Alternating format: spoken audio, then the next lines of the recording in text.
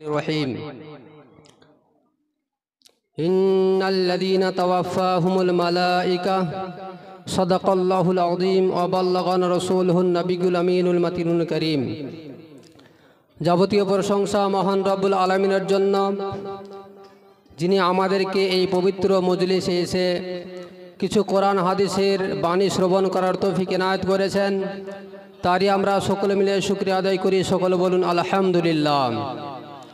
তারপরে পরে নবী মুস্তাফা সাল্লাল্লাহু তাআলা আলাইহি ওয়াসাল্লামের প্রতি অগণিত দরুদ ও সালাম অবতীর্ণ হোক। সকলে বলুন আল্লাহুম্মা আমিন।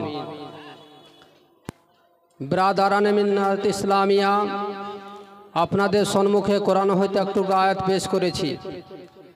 পারা 4 সূরা নিসা আয়াত নম্বর 97। আল্লাহ তাবারক ওয়া তাআলা বললেন, ইন্নাল্লাযীনা তাওয়াফাহুমুল মালায়েকা। এর অর্থ হচ্ছে ফেরেশতারা মওত দেন। কি দেন বললাম, একটু বলবেন কথা। আসলে বলেন মওতটা কে দেন, বলবেন না? বলেন একটু। মওত দেন আল্লাহ, সকলেই জানে। আজ আপনাদের সম্মুখে কিছুক্ষণ আলোচনা রাখবো যে আল্লাহ তাবারক ওয়া তাআলা আমাদের নবী সাল্লাল্লাহু আলাইহি ওয়াসাল্লামকে শরিয়াতের মালিক ও হাকিম বানিয়েছেন কি বানাননি? বুঝতে পারলেন? আজ দেওবন্দের উলামায়ে কেরাম বলছে, जिसका नाम मोहम्मद है वो किसी चीज का इख्तियार नहीं रखता। যার নাম মোহাম্মদ সে শরিয়াতের কোনো ক্ষমতা রাখেন না। বলুন নাউজুবিল্লাহি মিন যালিক। আপনাদের সম্মুখে এই বিষয় নিয়ে কোরআন এবং হাদিস দ্বারা কিছু বলবো। আল্লাহ তাবারক ওয়া তাআলা কোরআনের মধ্যে বললেন, ইন্নাল্লাযীনা তাওয়াফাহুমুল মালায়েকা।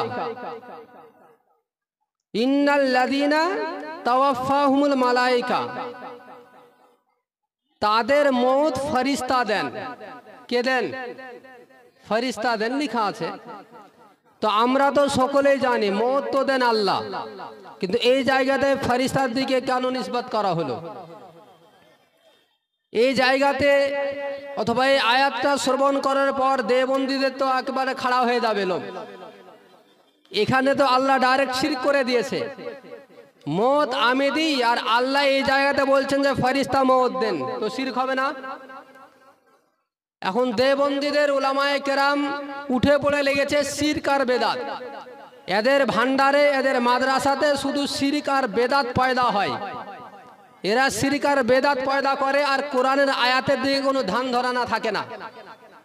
আল্লাহ ডাইরেক্ট বলছেন ফেরেশতা মওত দেন, আর আমরা সকলে জানি মওত কে দেন? আল্লাহ।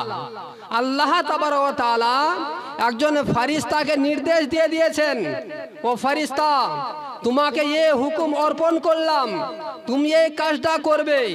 আসল মওত দেন আল্লাহ, কিন্তু আল্লাহর হুকুমে যে মওত দেন তার কথা কোরআনের মধ্যে এসেছে। তাহলে এটা শিরক হবে না? কিন্তু তাদেরকে বলেন গা, বলে দেবে ডাইরেক্ট শিরক করলো। কোরআনের অনেক জায়গা আছে। সূরা ইব্রাহিমে আল্লাহ তাবারক ওয়া তাআলা বললেন, আলিফ লাম রা কিতাবুন আনজালনাহু ইলাইকা লিতুখরিজান নাসা মিনাজ জুলুমাতি ইলান নূর।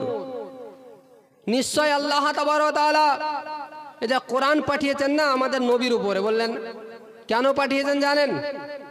জানো নবী করিম সাল্লাল্লাহু তাআলা আলাইহি ওয়াসাল্লাম মানুষকে হেদায়েতের পথ দেখান, সেই কারণে। তো হেদায়েতের মালিক তো আল্লাহ, কিন্তু এই জায়গাতে আমার নবী করিম সাল্লাল্লাহু আলাইহি ওয়াসাল্লামের দিকে ইঙ্গিত করে বলছেন যে রাস্তা দেখান কে? আমাদের নবী সাল্লাল্লাহু আলাইহি ওয়াসাল্লাম।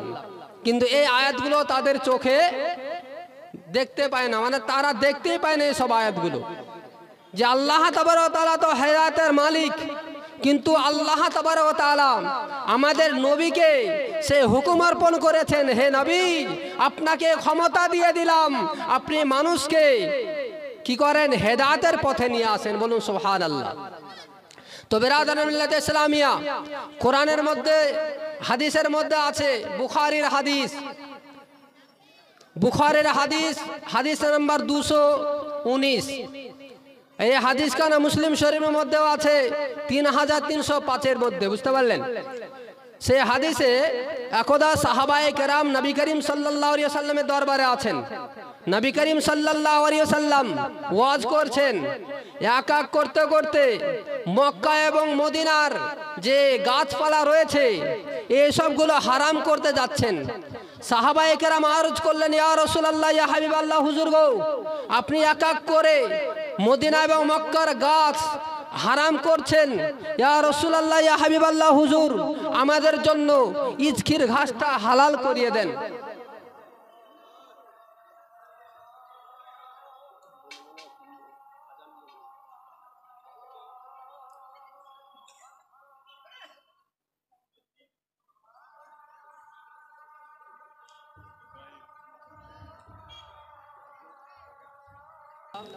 একদা নবী করিম সাল্লাল্লাহু আলাইহি ওয়াসাল্লাম সাহাবাদেরকে নিয়ে বসে আছেন। তারপরে নবী আমার মক্কা এবং মদিনার তৃণলতা গাছপালাকে কাটার ব্যাপারে নির্দেশ দিচ্ছেন যে তোমরা কেটো না, নিষেধ করছেন। তো সাহাবায়ে কেরামের মধ্যে একজন উঠলেন, ইয়া রাসূলুল্লাহ, ইয়া হাবিবাল্লাহ, হুজুর গো, ইজকির ঘাসটা একটু হালাল করিয়ে দেন। কি করে দেন? ইজকির ঘাস। কেন? ফাইন্না নাজআলুহু ফি বুয়ুতিনা ওয়া কুবুরিনা। ইয়া রাসূলুল্লাহ, ইয়া হাবিবাল্লাহ, হুজুর আপনি এক এক করে মক্কা এবং মদিনার গাছপালাকে হারাম করছেন, আপনি তৃণলতাকে হারাম করে দিচ্ছেন, গাছপালাকে হারাম করে দিচ্ছেন। ইয়া রাসূলুল্লাহ, ইয়া হাবিবাল্লাহ, হুজুর আমাদের জন্য ইজকির ঘাসটা একটু হালাল করিয়ে দেন। কেননা ইজকির ঘাসটা আমরা কবরে ব্যবহার করি এবং আমাদের বাড়ির ছাউনিতে ব্যবহার করি। বলুন সুবহানাল্লাহ। তো নবী পাক সাল্লাল্লাহু আলাইহি ওয়াসাল্লাম বললেন, ইল্লা লিযকির, ইল্লা লিযকির। নবী আমার বললেন, ও আমার সাহাবায়ে কেরাম, তোমরা শুনে রেখো, তোমরা রিকোয়েস্ট করছো আমার কাছে, ইয়া রাসূলুল্লাহ ইজকির ঘাসটা হালাল করিয়ে দেন। যাও, আমি নবী মুস্তাফা তোমাদের জন্য মক্কা এবং মদিনার ইজকির ঘাসটা কাটা হালাল করিয়ে দিলাম। বলুন সুবহানাল্লাহ। আচ্ছা, এই জায়গাতে বোঝা যাচ্ছে না যে আল্লাহ তাবারক ওয়া তাআলা আমাদের নবীকে শরীয়তের হাকিম করে পাঠিয়েছেন? নবী আমার যদি চান হালাল জিনিসকে হারাম করতে, সেটা হারাম হয়ে যায়। নবী আমার যদি চান কে হারাম জিনিসকে হালাল করতে, সেটাও হালাল হয়ে যায়। বলুন সুবহানাল্লাহ। বিরাদারান মিল্লাত ইসলামিয়া, আমরা সকলে জানি যে কুরবানির ছাগল অথবা গরু কয় বছর হওয়া দরকার? ছাগলের বয়স 1 বছর হওয়া দরকার, গরুর বড় পশুর 2 বছর আর উটের 5 বছর হওয়া দরকার। কি বলেন? একজন সাহাবী আবু বুরদা বিন নাইয়ার রাদিয়াল্লাহু তাআলা আনহু বলতেছেন যে আমি কুরবানির দিনে কুরবানি করে ফেললাম নামাজের পূর্বেই। নবী করিম সাল্লাল্লাহু আলাইহি ওয়াসাল্লাম হাদিস বর্ণনা করতেছেন, আমরা মুসলমান, আমরা সর্বপ্রথম ঈদ ময়দানে যাব, ঈদ ময়দানে নামাজ আদায় করব, বাড়ি ফিরব, ফরার পর কি করব? ফানান হারু, আমরা কি করব? কুরবানি করব।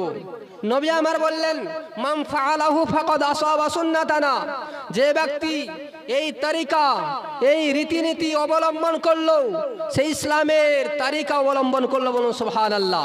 সেই ব্যক্তি সুন্নত আদায় করে নিল। হযরতে আবু বুরদা বিন নাইয়ার রাদিয়াল্লাহু তাআলা আনহু নামাজের পূর্বে কুরবানি করে দিয়েছিলেন। এই হাদিস শ্রবণ করার পর হযরত আবু বুরদা বিন নাইয়ার বলতেছেন, ইয়া রাসূলুল্লাহ, ইয়া হাবিবাল্লাহ, হুজুর গো, আমার পার্শ্ববর্তী এলাকার, আমার বাড়ির আশেপাশে যেসব পড়োশী রয়েছে এসব গরিব, এনারা হচ্ছে দরিদ্র অবস্থায় আছেন, তাই আমি নামাজের পূর্বে কুরবানি করে দিয়েছি। হযরত আবু বুরদা বিন নাইয়ার রাদিয়াল্লাহু তাআলা বললেন, ইয়া রাসূলুল্লাহ, ইয়া হাবিবাল্লাহ, হুজুর গো, যেহেতু নামাজের পূর্বে আমি কুরবানি করে দিয়েছি, আমার তো কুরবানিটা হয়নি। ইয়া রাসূলুল্লাহ, ইয়া হাবিবাল্লাহ, ইন্না ইনদি জাদাআতান, ইয়া রাসূলুল্লাহ আমার বাড়িতে একটা 6 বছরের ছাগল রয়েছে, ইয়া রাসূলুল্লাহ আমি কি সেটা কুরবানি করতে পারবো? নবী আমার বললেন, যাও, ইযবাহা ওয়ালাম তুজি আহাদিম বাদাক। ওই আবু বুরদা বিন নাইয়ার, তুমি শুনে রাখো, আমি নবী মুস্তাফা তোমার জন্য এই 6 মাসের ছাগলটা কুরবানি করা হালাল করে দিলাম, আর তুমি ব্যতীত অন্য কারোর জন্য এই 6 মাসের ছাগল কুরবানি করা যাবে না। বলুন সুবহানাল্লাহ। আচ্ছা বলুন তো, এই জায়গাতে নবী আমার শরীয়তের উপরে হুকুম চালালেন কি চালালেন না? তাহলে এই কথাটা মানা চলবে? যে ব্যক্তি বলবে জিসকা নাম মোহাম্মদ है वो किसी चीज का इख्तियार नहीं रखता, এই কথাটা দেবন মাদ্রাসা থেকে শিক্ষা দেওয়া হয়। দেবন্দি অবলম্বীরা এই কথাটা আপনার প্রচার করতে থাকে যে নবী মুস্তাফা সাল্লাল্লাহু তাআলা আলাইহি ওয়াসাল্লামকে শরীয়তের হাকিম বানানো হয়নি। বিরাদারান মিল্লাত ইসলামিয়া, আলহামদুলিল্লাহ শুধুমাত্র একটা হাদিস পড়বো, পড়ে ইনশাআল্লাহ আলহামদুলিল্লাহ আমাদের মুফতি সাহেব চলে এসেছেন, ওনাকে দিয়ে দেব। আপনারা সকলে বলুন, একজন মহিলা যার স্বামী মারা যায় কত বছর তাকে শোক পালন করতে হয়? জানা আছে? বলবেন না? 4 মাস 10 দিন শোক পালন করতে হয়। 4 মাস 10 দিন শোক পালন করতে হয়, আমরা সকলে জানি। কিন্তু আজকে আমাদের মেয়েরা কত বছর শোক পালন করবে?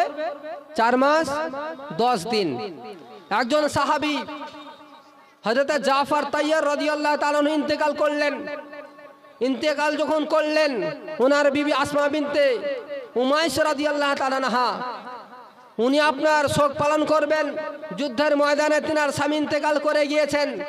এই অবস্থাতে নবী আমার আসমা বিনতে উমাইস রাদিয়াল্লাহু তাআলা আনহাকে বললেন, আসমা বিনতে উমাইস, তুমি শুনে রেখো, অন্যান্য মেয়েদের জন্য 4 মাস 10 দিন শোক পালন করার হুকুম রইল। আর আসমা বিনতে উমাইস, তুমি শুনে রেখো, তাসাল্লুবি সালাসা সুম্মা ইসনাই মাসিতে। ও আসমা বিনতে উমাইস, তুমি জেনে নাও, অন্যান্য মেয়েদের জন্য 4 মাস 10 দিন শোক পালন করতে হবে। আর আমি নবী মুস্তাফা, শুনে রেখো আসমা বিনতে উমাইস, তোমার জন্য আমি এই হুকুম অর্পণ করে দিলাম, যাও তুমি শুধুমাত্র 3 দিন শোক পালন করবে। বলুন সুবহানাল্লাহ। আমরা তো জানতে পারলাম কোরআন এবং হাদিসে এটা রয়েছে, যার স্বামী মারা যাবে 4 মাস 10 দিন তাকে শোক পালন করতে হয়, তারপরে সে বিয়ে করতে পারবে। কিন্তু নবী আমার আসমা বিনতে উমাইসকে বললেন, আসমা বিনতে উমাইস, তোমার জন্য শুধু 3 দিন, তারপরে তুমি যদি বিয়ে করো তো বিয়ে করতে পাবে। বলুন সুবহানাল্লাহ। তাহলে আজ যে কথা বলবে, জিসকা নাম মোহাম্মদ হে কুছি জিসকা ইশতা নেই রাখতা, এই কথাটা ঠিক হবে বলা? একটু বলবেন না? ঠিক হবে না। কেননা কোরআন এবং হাদিসে হাজার হাজার দলিল রয়েছে যে আল্লাহ তাবারক ওয়া তাআলা আমাদের নবীকে দুনিয়া এবং আখিরাতের হাকিম করে পাঠিয়েছেন। আমার নবী যদি হালাল জিনিসকে হারাম করতে চান সেটা হারাম হয়ে যায়, আমার নবী যদি হারাম জিনিসকে হালাল করে দেন সেটা হালাল হয়ে যায়। বলুন সুবহানাল্লাহ। আপনাদের সম্মুখে কোরআন হয়তো আয়াত পাঠ করেছিলাম, ইন্নাল্লাযীনা তাওয়াফাহুমুল মালায়েকা, ফেরেশতারা তাদের মওত দেন।